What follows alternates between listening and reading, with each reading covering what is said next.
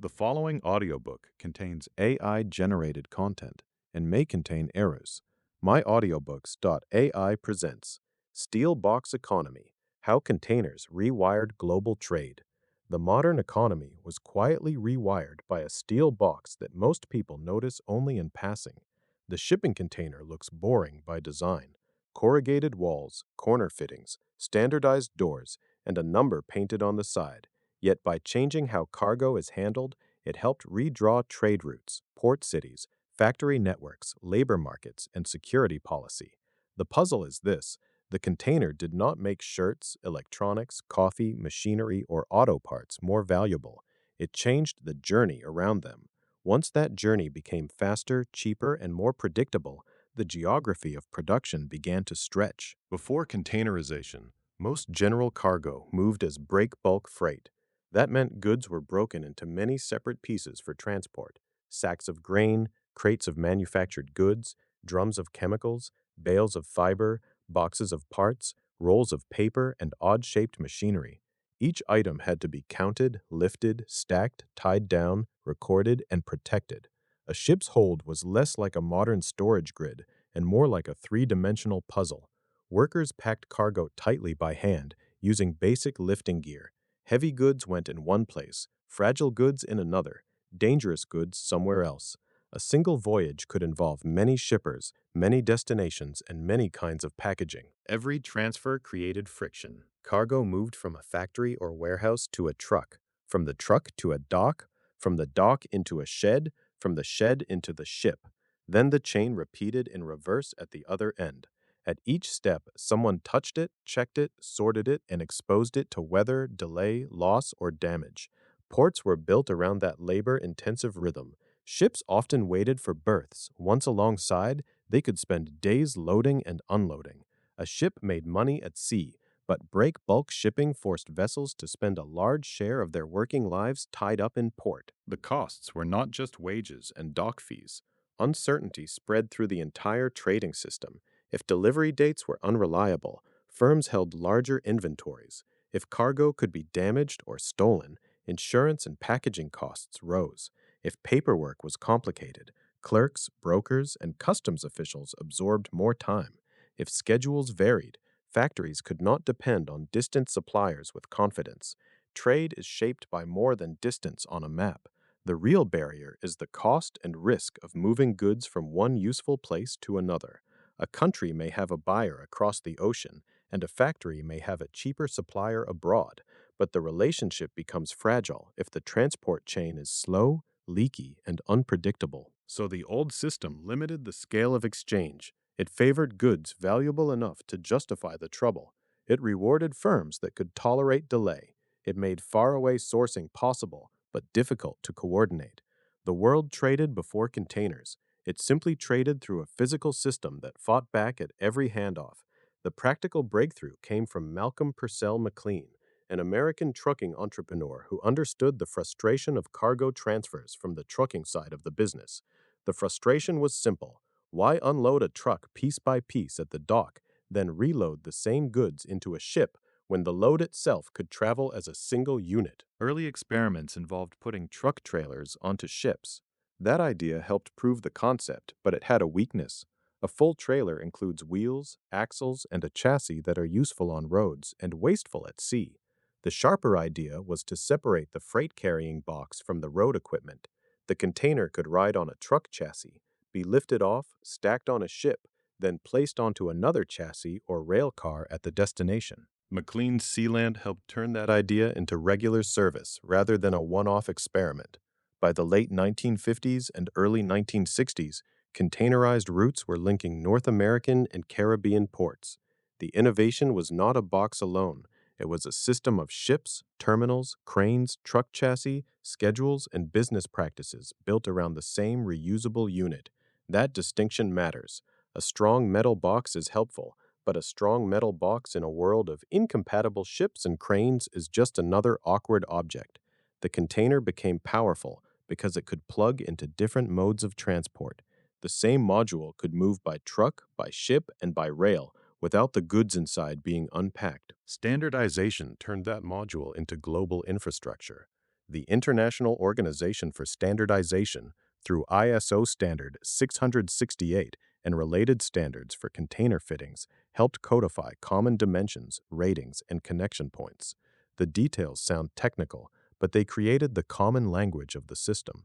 A crane spreader could lock onto the corners, a ship's cell guides could hold the box, a rail car could accept it, a truck chassis could carry it, a terminal could stack it. The 20-foot equivalent unit became the basic measure of container capacity.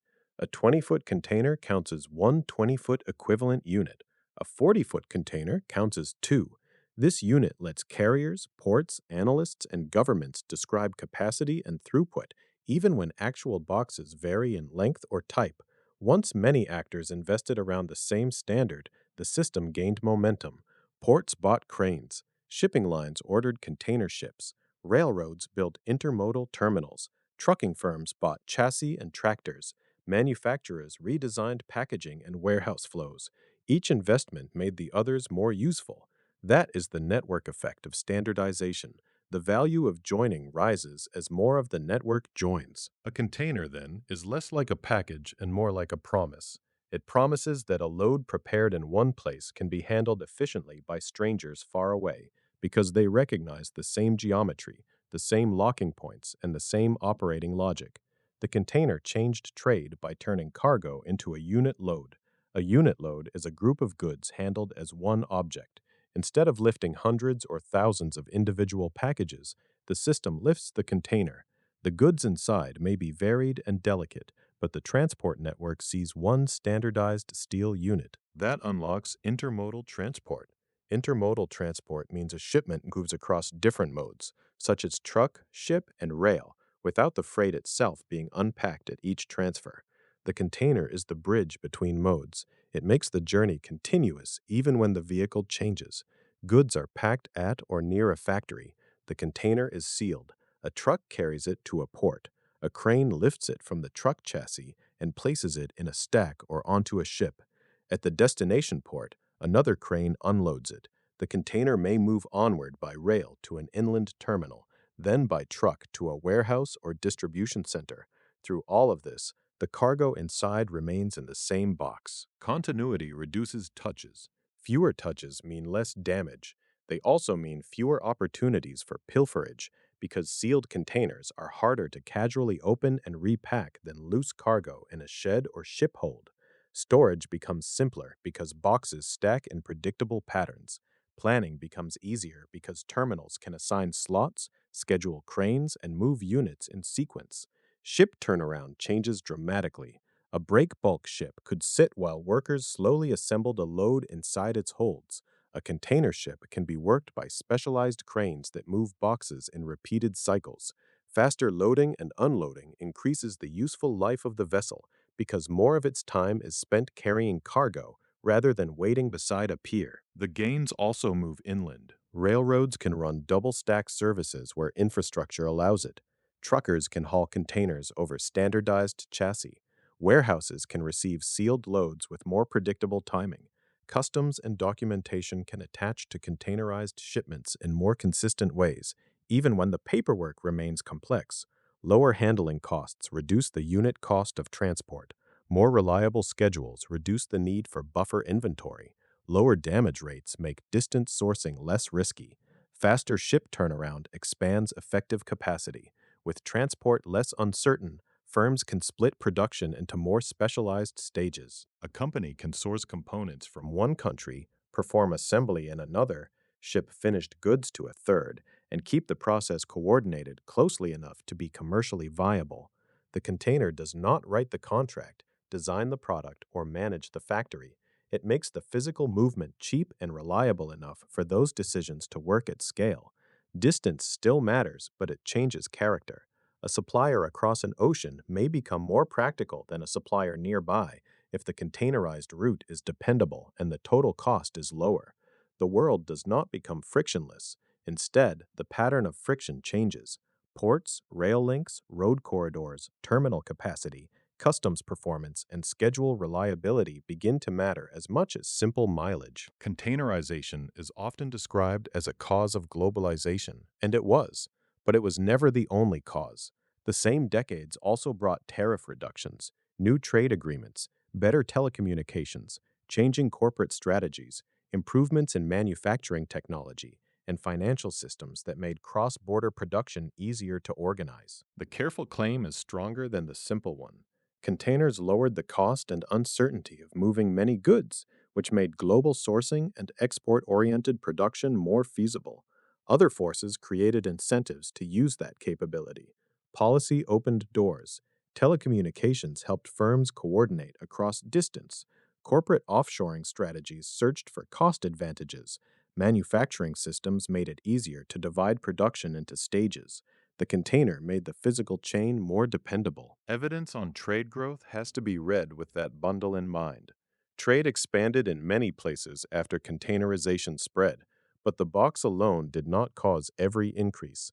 Its effect depended on ports, roads, railways, customs systems, capital investment, labor arrangements, and the kinds of goods a country produced. Some economies could plug into container networks quickly. Others faced bottlenecks that the box itself could not solve. Port geography shows the change. Containerization favored terminals with deep water, large yards, strong cranes, road access, rail connections, and room to expand. Older waterfronts built for break bulk cargo often struggled because they lacked space for container stacks and truck flows. New terminals emerged away from traditional city docks, sometimes closer to highways, rail corridors, and industrial land. The system also encouraged hub-and-spoke logistics. In a hub-and-spoke network, large vessels call at major hubs, and smaller ships, trains, or trucks distribute cargo to regional destinations. Transshipment is the transfer of containers from one vessel or route to another along the way. A container may cross an ocean on a large ship, shift through a major hub, then continue on a feeder vessel to a smaller port. This geography creates winners and pressure points. A successful transshipment hub can become a strategic node in global trade. An inland intermodal terminal can pull logistics activity away from the coast and connect factories to seaports hundreds of miles away. Trucking corridors and rail terminals become extensions of the port, even when they sit far inland. Containerization also spread beyond its early centers. As the network reached more regions, its infrastructure and operating logic followed. But connection and development are different outcomes. Export-led strategies can use container networks to help firms reach global buyers, attract manufacturing investment, and move into higher-value activities. Yet containerized growth can also leave countries at the margins if local firms remain stuck in low-value assembly, if ports are efficient but domestic suppliers are weak, or if inland infrastructure fails to connect producers to terminals. The container can open a gate, but it does not guarantee what passes through it.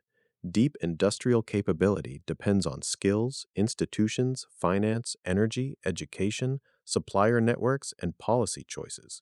A country can have a modern port and still struggle to capture much value if the surrounding economy cannot support complex production. So the geography of the container age is not just coastal. It runs through dry ports, logistics parks, customs zones, rail ramps, truck depots, manufacturing clusters, and border crossings. The shoreline remains important, but the real map is a network of synchronized nodes. The container created enormous efficiencies, but efficiency always redistributes power. Dock labor felt that change directly. Break bulk ports required large gangs of longshore workers to load and unload cargo by hand. Container terminals needed fewer workers per ton of cargo, but more specialized equipment, planning, maintenance, and coordination. In many ports, unions bargained over the transition. Agreements often involved new work rules, compensation, jurisdiction over container-related tasks, or protections for existing workers. The details varied by country and port, but the broad pattern was clear. Containerization reduced demand for some kinds of manual dock work, while raising demand for crane operators, mechanics, dispatchers, planners, equipment technicians, security staff, and information system roles. The work also moved. Cargo that once passed through urban piers and dockside warehouses shifted to specialized terminals, inland depots, and distribution centers. Some waterfront neighborhoods lost jobs and activity. Other areas gained logistics parks, truck traffic, rail yards, and warehouses. The container did not eliminate labor from trade. It changed where labor was needed, what skills mattered, and who had bargaining power. Automation extends that shift. Automated stacking cranes, remote operations, gate systems, and terminal software can raise throughput and reduce some labor needs. They also require high capital investment and strong technical management. Ports that automate may handle larger volumes with more precision, but they can also face labor conflict, cybersecurity risks, and dependence on complex systems that are hard to fix when they fail. Security policy changed for the same reason the system became efficient. Sealed boxes move through the world in huge numbers. A sealed container reduces theft and damage, but it also makes inspection harder. Opening every box would destroy the speed advantage that makes containerization valuable. Inspecting too few creates security risks. Governments therefore try to manage risk through data, targeting, scanning, trusted shipment programs, and radiation detection. In the years after September 11th, United States policy placed greater emphasis on security for containers loaded abroad and bound for American ports. That included stronger scanning practices, radiation detection systems, and programs designed to identify higher-risk shipments before they reached United States territory. The challenge is ongoing. The same system that enables fast trade also creates a vast inspection problem. The container economy faces another tension: scale. Megaships can lower transport costs per container when they sail full and run efficiently, but they also concentrate risk. When a very large ship arrives, a port must handle a surge of boxes, trucks, rail movements, chassis demand, and warehouse appointments. A bigger ship can save money at sea while creating pressure on land. Congestion reveals the hidden dependencies. A shortage of chassis can trap containers at terminals. A rail delay can fill port yards. A labor dispute can slow an entire gateway. A cyber attack can interrupt bookings, customs filings, or terminal operations. Bad weather can close a port and ripple through schedules worldwide. A disruption in one node can move through the network because the system is tightly connected. Resilience concerns make the trade-off harder to ignore. Firms once treated ultra-lean logistics as an obvious gain: less inventory, faster movement, lower storage costs. But lean systems leave less slack when transport is disrupted. Some companies now weigh lower costs against redundancy, supplier diversity, inventory buffers, and alternative routes.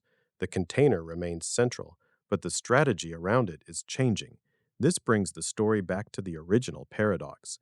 The shipping container looks simple because the complexity has been pushed into standards, terminals, cranes, vessels, software, contracts, inspection systems, and inland networks. The box is visible. The workflow around it is the deeper invention. The quiet thesis is this: the shipping container changed the economy because it standardized an entire workflow. The world did not just get a better box, it got a common operating system for moving goods.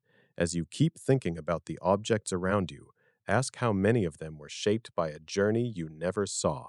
The next time a plain steel container passes by, it is worth remembering that some of the biggest economic changes arrive without looking revolutionary.